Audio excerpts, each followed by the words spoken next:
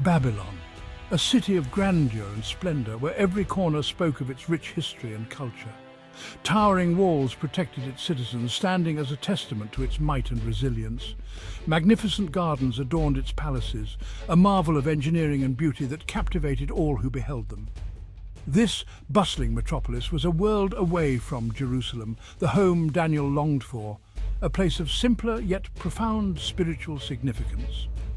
Taken captive as a young man, Daniel found himself in a foreign land, serving a foreign king, surrounded by unfamiliar customs and languages.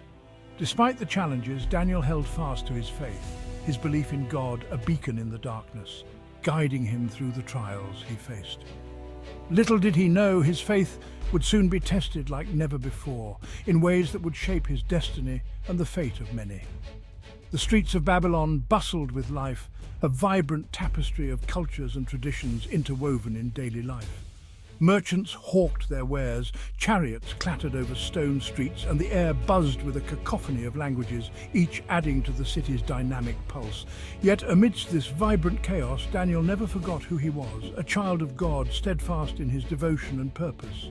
His sharp mind and keen insights impressed the Babylonian court, quickly marking him as a valuable asset to the king, earning respect and admiration. Daniel's rise in Babylon was nothing short of meteoric, a testament to his unwavering faith and exceptional abilities. But with success came envy, as others in the court grew jealous of his favor and influence. Other officials, consumed by jealousy, plotted to bring him down, unaware they were tampering with a faith stronger than any earthly power, a faith that would ultimately prevail. Daniel's wisdom was a gift from God, a divine blessing that set him apart from others. He had a unique way of interpreting dreams and solving complex problems that baffled everyone else around him. The king, recognizing this extraordinary gift, promoted Daniel to a position of great power and influence within the kingdom. The king trusted Daniel implicitly and valued his wise counsel above all others. This, however, angered the other officials who served the king. They were deeply jealous of Daniel's success and the favor he had found with the king. They coveted his position and the king's favor, longing to have the same influence and power. But they knew they could never compete with Daniel's unparalleled wisdom and insight. So they began to look for another way to bring him down, to undermine his standing with the king. They attributed his success to cunning or political maneuvering, unable to see the true source of his wisdom. They were blind to the truth. Daniel's wisdom stemmed from his unwavering faith and deep connection with God. The envious officials underestimated Daniel's faith, believing they could break him and seize his position through deceit. They saw his faith as a weakness, something that could be exploited for their gain. They were gravely mistaken. The jealous officials huddled together, their faces grim in the flickering lamplight. Their minds filled with envy and malice. They whispered their treacherous plan, designed to exploit Daniel's unwavering faith and bring about his inevitable downfall. Knowing they could never accuse him of dishonesty or incompetence, they chose to attack his faith, the very core of his being. They would use his greatest strength against him, turning his devotion into a weapon. Their plan was simple yet devious, a cunning trap that would leave Daniel with no escape. They proposed a decree, a law so outrageous that it would force Daniel into an impossible choice: obey the king and betray his God, or stay true to his faith and face the dire consequences. The decree was presented to the king, a seemingly innocuous measure designed to bolster his authority and control. For 30 days, no one could pray to any god or man except the king himself, a decree that would test the loyalty of all. Any violation of this decree would be punished by death in the lion's den, a fate that struck fear into the hearts of many. The king, oblivious to the malicious intent behind the proposal, readily agreed, sealing Daniel's fate. Or so they thought, for the wheels of destiny were already in motion. The news of the decree spread like wildfire through the city. Fear gripped the hearts of the people, silencing their prayers. But not Daniel. He retreated to his home, his heart heavy, but his resolve unwavering. He knew the risks, knew the price of disobedience, yet he refused to compromise his faith. He went to his room, the same room where he prayed every day. He opened the windows that faced Jerusalem, He knelt down and prayed to God. He prayed for strength, guidance, and deliverance. Daniel knew that he was risking his life, but he also knew that he could not deny God. His faith was too strong, his love for God too deep. He would rather face the lions than turn his back on his Creator.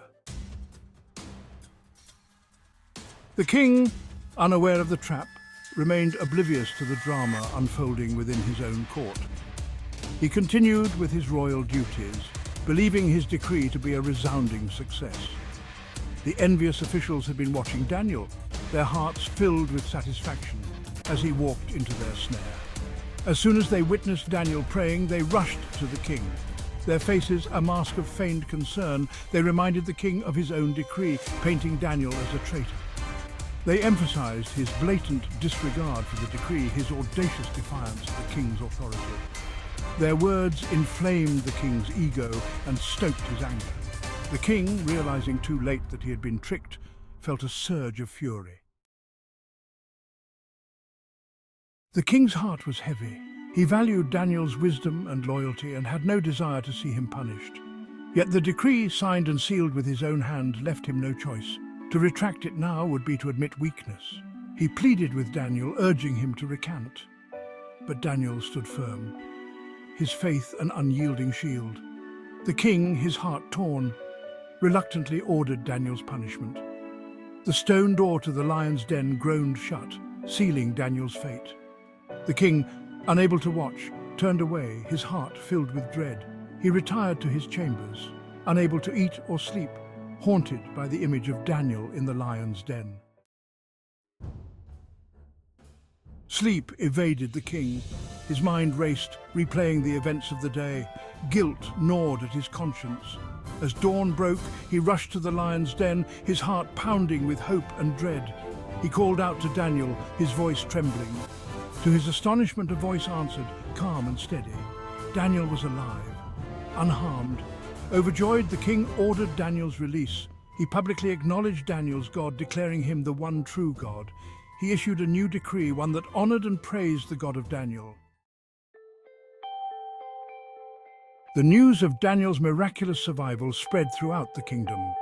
The people, who had cowered in fear, now lifted their voices in praise. The king, transformed by the experience, became a staunch supporter of Daniel's God. Daniel emerged from the lion's den, his spirit unbroken, his faith stronger than ever. He continued to serve the king, his wisdom and integrity shining brightly. Daniel's story resonates throughout history, a timeless reminder of the importance of courage and faith. He teaches us that even in the face of adversity, faith can be our guiding light. Daniel's story is an anthem of hope, a testament to the victory of faith over fear, and a reminder that with God, all things are possible.